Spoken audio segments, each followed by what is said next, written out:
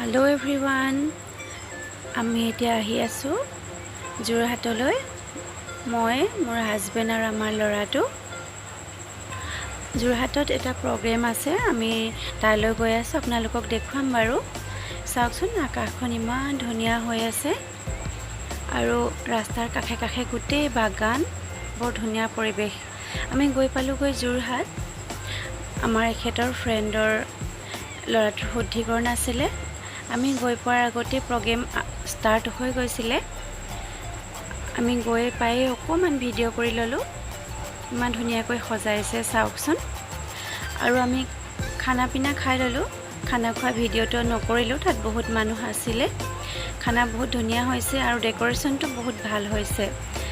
আৰু আমি খাই বৈ আজৰি হৈ লাহেকৈ ওলাই দিলো মই শেষত কেইখনমান ফটো লগাই দিছো চাবচোন আজিলৈ আহিছো বাই বাই